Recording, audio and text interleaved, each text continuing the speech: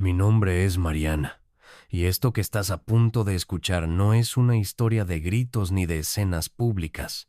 Es una historia sobre lo que pasa cuando alguien que se supone que te quiere, te falla de la manera más inesperada. Todo comenzó hace unas semanas, en lo que debía ser uno de los días más importantes para mi hijo, su bautismo. Lucas, mi bebé de 11 meses, llevaba semanas preparándose. Bueno, en realidad, éramos nosotros los que nos preparábamos. El bautismo era algo que yo soñaba desde que nació, no por lo religioso, sino por lo simbólico. Una manera de celebrar su llegada con nuestra familia, de honrar la vida y de regalarle un recuerdo especial, aunque él aún no entendiera su importancia. Tenía en mente algo íntimo pero bonito, una ceremonia sencilla, seguida de una reunión con los más cercanos.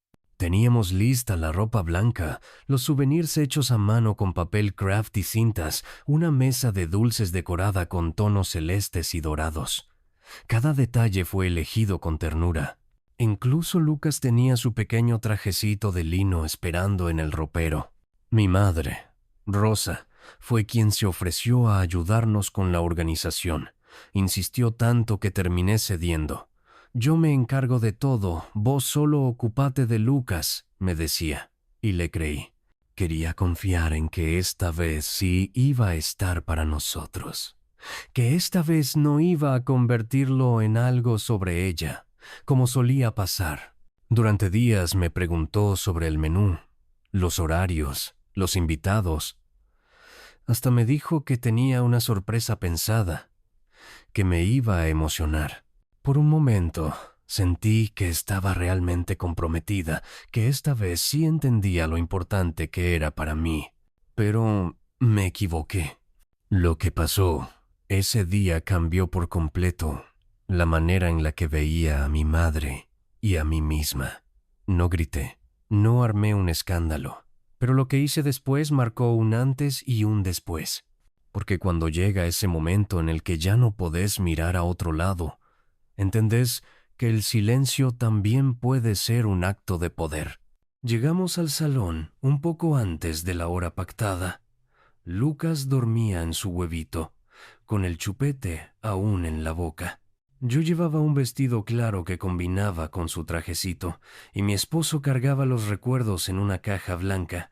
Todo iba bien hasta que bajamos del auto. Desde la vereda ya se oía música, mucha música, demasiada para algo que debía ser una reunión tranquila de bautismo. Pensé que era un error, que quizás había otro evento en el mismo lugar, pero al acercarnos, vi las luces, las decoraciones y un cartel inmenso colgado de lado a lado de la entrada. Bienvenido a la familia, Enrique. Enrique. No, Lucas. Enrique. Al principio no entendí. Pensé que era una broma, que quizá el salón lo habían decorado antes por otra cosa. Pero entonces mi madre apareció en la puerta, sonriente, y dijo, «Justo a tiempo. ¿No es hermoso?» Quería hacer algo especial para presentar a mi pareja. Mi pareja. Eso no lo había mencionado.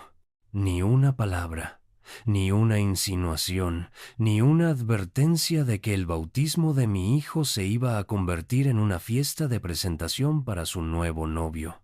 La gente entraba con copas en la mano, riendo, saludándola a ella. Nadie nos miraba, nadie buscaba a Lucas. No había globos celestes, ni mesa de dulces decorada, ni souvenirs de bautismo. En su lugar, había una pantalla gigante con fotos de ella y Enrique abrazados, de vacaciones, en cenas, incluso una selfie en bata de hotel. Mi esposo me miró. Tenía la misma expresión que yo. Desconcierto, incredulidad. Pero no dijimos nada. Entramos buscando algún rincón con la esperanza de que al menos algo fuera para Lucas. Había una mesa chica cerca del baño con un mantel arrugado, 3 cupcakes y una vela sin encender. Eso era todo. Esa era la parte del bautismo. Mi hijo seguía dormido. No sabíamos si era mejor despertarlo o evitar que viera todo eso. Entonces lo vi, Enrique en el centro del salón brindando con todos. Conocía a la mitad de los invitados. Los demás eran amigos de él. ¿Dónde estaban los míos? ¿Dónde estaban nuestros primos, los padrinos? Mi madre nos vio y se acercó. ¿No es genial?, dijo. Enrique está encantado, todos lo aman, y ustedes son la familia más cercana. No podía hacer esto sin ustedes. No supe qué responder. Mi esposo sí. ¿Y el bautismo? Ella se encogió de hombros. Ay, eso es simbólico, ¿no? Además, mira qué lindo está todo. Levanté a Lucas todavía dormido y lo abracé. En mi cabeza solo había una frase. Esto no está pasando, pero sí estaba pasando. Estábamos en una fiesta que no era para nuestro hijo, que nunca lo fue. Vi a una mujer desconocida tomar uno de los souvenirs que habíamos hecho a mano y usarlo como servilletero. Vi las bandejas de comida personalizada con los gustos de Enrique. Vi cómo mi madre caminaba por el salón saludando como si fuera su cumpleaños. Lucas se movió entre mis brazos. Abrí el pañalero para buscarle un chupete extra y lo encontré. El pequeño librito con su nombre bordado, el que planeábamos entregar con los recuerdos. Nadie lo había visto, nadie lo iba a ver. Entonces mi padre apareció. ¿Qué pasa, Mariana? ¿Por qué esa cara? Me sorprendió que estuviera ahí. Pensé que solo vendrían algunos tíos, no lo había visto en meses. Nada, dije. Solo que vine al bautismo de mi hijo y encontré una presentación de pareja. Ah, eso. Se rió como si fuera gracioso. Tu mamá estaba emocionada. Quería compartir su felicidad. Compartir su felicidad. ¿A qué costo? Me senté en una silla del fondo. No por resignación, sino para calmarme. Respiré hondo. Vi como una camarera pasaba bandejas con copas de vino mientras una prima le tomaba fotos a Enrique con su perro, sí, su perro que alguien trajo al salón. En medio del evento, cerré los ojos un momento. Y ahí, con Lucas dormido sobre mi pecho y todo ese circo alrededor, supe que lo que había pasado no era solo una falta de consideración. Era un acto de desdén, de invisibilización. No contra mí solamente, sino contra mi hijo, contra su primer ritual importante. Y eso, para mí, era imperdonable. Esa noche, al llegar a casa, Lucas seguía dormido. Lo acostamos sin siquiera cambiarle la ropa, como si su pequeño cuerpo supiera que no había nada que celebrar. Yo me senté en el sofá, con los souvenirs intactos sobre mis rodillas. Los había guardado, aunque nadie los quisiera. Mi esposo no dijo nada durante un largo rato, solo me miraba, como si supiera que yo estaba tratando de no romperme. Los días siguientes fueron raros, silenciosos. Yo intentaba mantener la rutina, desayuno, paseo, siestas, pero algo había cambiado. No en Lucas, al menos no de inmediato, sino en mí. Me costaba mirarlo a los ojos sin sentir culpa, como si le hubiera fallado al permitir que su primer recuerdo social fuera un acto de invisibilidad. Y luego empezaron las señales, pequeñas pero claras. Lucas solía reírse cada vez que le mostraba sus juguetes musicales. Tenía una pandereta que adoraba, la agitaba con energía cada mañana, pero ahora solo la miraba. Le ofrecía su peluche favorito y lo empujaba con la mano. Dormía más de lo habitual, pero no era un sueño tranquilo. Se removía, hacía pequeños ruidos. A veces se despertaba llorando sin razón aparente. También noté algo más. Cuando escuchaba voces fuertes, aunque fueran risas, se encogía, como si ese sonido estuviera asociado a algo incómodo.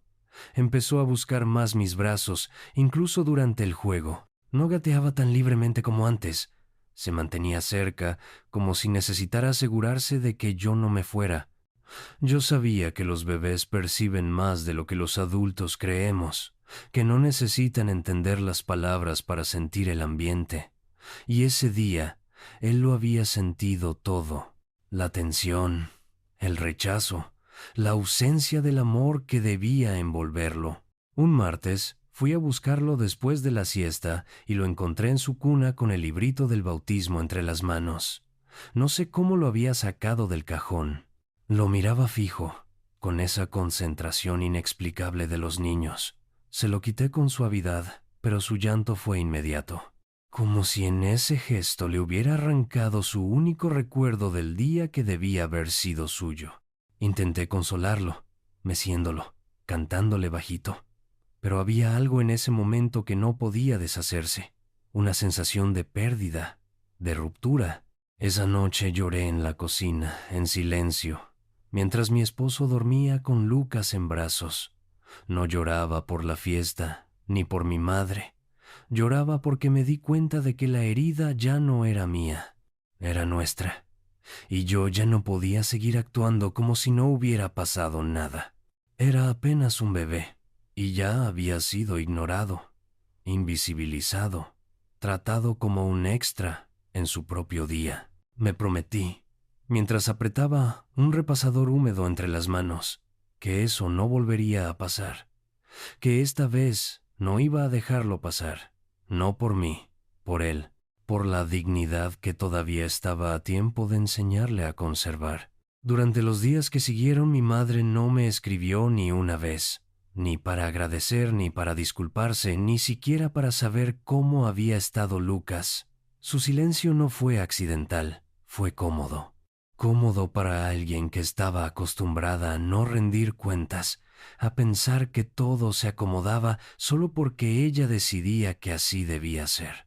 El domingo siguiente subió fotos del evento. En todas sonreía con Enrique, rodeados de familiares, brindando. En una, incluso, se ve de fondo la mesa improvisada del bautismo, casi fuera del encuadre.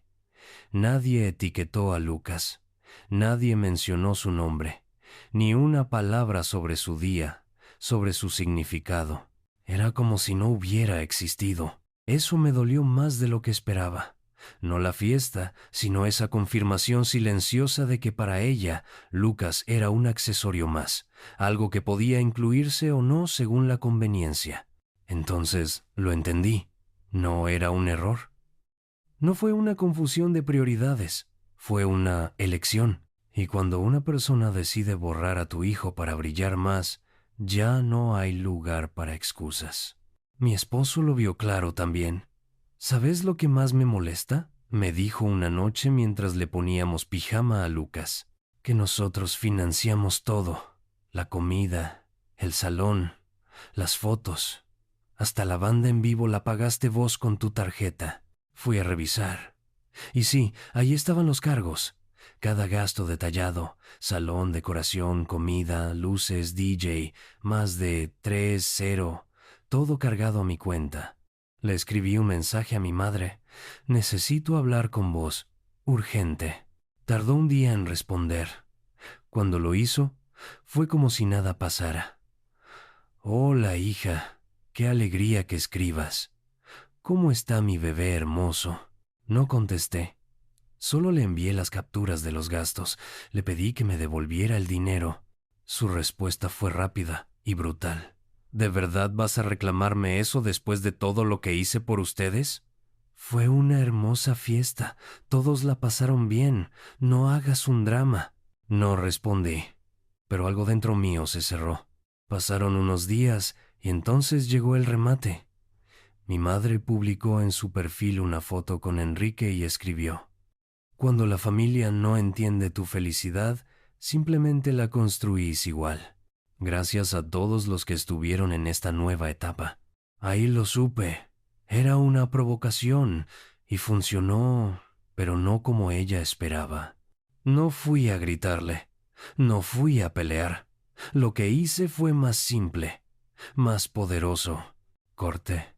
Primero con los pagos automáticos que seguía haciendo sin darme cuenta. la suscripción al canal de cocina que ella adoraba, el plan de datos que le pagaba desde hacía años, el seguro de salud complementario, todo, en una tarde. Luego hablé con mi esposo. No quiero más esto, le dije. Quiero distancia, y no solo emocional. Quiero límites reales. Él solo asintió. Y fue ahí cuando empezaron a salir las cosas que siempre había dejado pasar. Como el día que le presté dinero para la mudanza y luego me enteré de que se fue de viaje. O aquella vez que dijo que cuidaría a Lucas y terminó llevándolo a una cena con gente que no conocíamos. O cada vez que decía, yo soy su segunda madre, como si eso fuera una medalla y no una invasión. Me senté con una libreta y empecé a anotar, no para contar culpas, sino para ver con claridad. Y cuando terminé, tenía una página llena. Esa noche dormí por primera vez sin sentir el nudo en el pecho. Al día siguiente tomé otra decisión: hablar con los padrinos de Lucas. Les conté lo que había pasado, sin adornos. Ellos se quedaron en silencio unos segundos, y luego la madrina dijo algo que me marcó. Mariana, esto es violencia emocional, no hacia vos, hacia tu hijo, y vos lo estás protegiendo. No había usado esas palabras antes. Violencia emocional. Pero sí, eso era.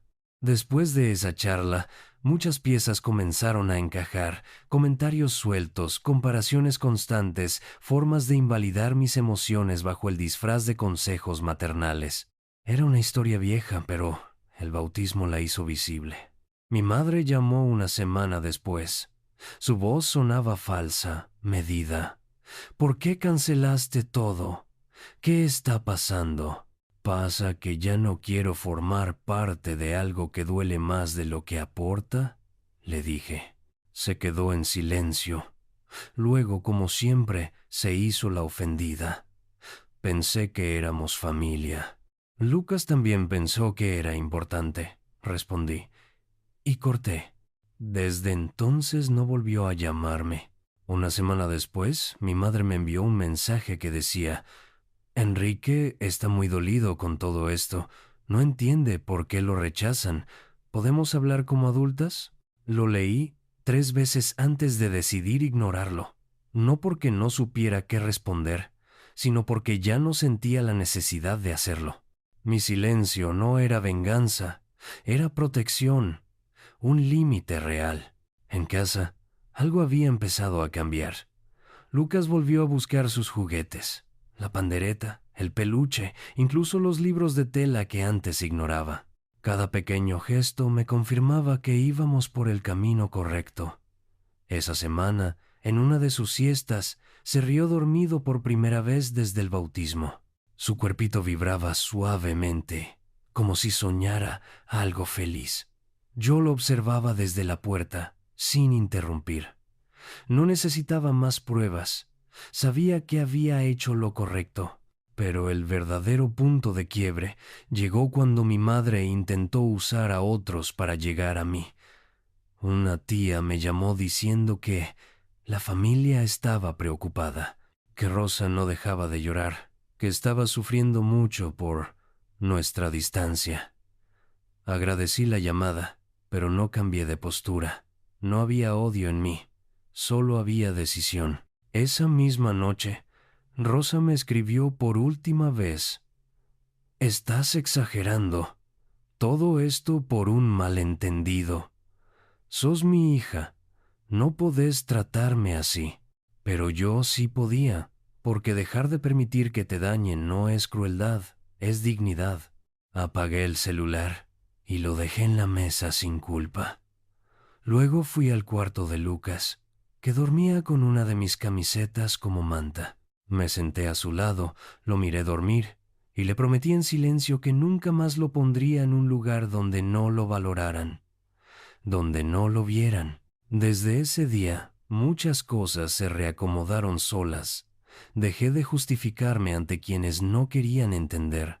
Dejé de explicarle a la familia por qué ya no hablábamos tanto. Dejé de sentirme culpable por elegir el bienestar de mi hijo. Rosa seguía publicando indirectas, frases sobre madres que se creen perfectas, sobre hijas desagradecidas. Incluso una vez insinuó que me había sacado al padre de encima para quedarme con la atención. Nada de eso me movía, no porque no doliera, sino porque ya no tenía poder. Empecé a notar la diferencia en cosas pequeñas: desayunos tranquilos, sin mensajes llenos de culpa, llamadas solo con personas que me sumaban, momentos de juego con Lucas en los que no miraba el celular, esperando el próximo drama. Vivíamos con más silencio, sí, pero era un silencio lleno de paz. También nos dimos espacio para hablar con honestidad. Una noche mi esposo me abrazó y dijo: «No sé por qué aguantaste tanto». No lo decía con reproche, lo decía con ternura. Y le respondí: «Porque creí que así era el amor, que así se aguantaba a la familia». Era eso. Por años pensé que proteger el vínculo significaba tolerar todo, ceder, minimizar, justificar. Pero proteger el vínculo también puede ser alejarse para no romperte del todo. Lucas crecía rápido. Cada semana hacía algo nuevo. Y cada vez que lo veía reír o caminar tambaleante por el pasillo, sentía una certeza. Si ese distanciamiento era el precio por su bienestar, entonces lo pagaría las veces que hiciera falta. A veces, el amor no se demuestra con sacrificios que te duelen. Se demuestra con decisiones firmes que te sanan. Y esta fue una de ellas.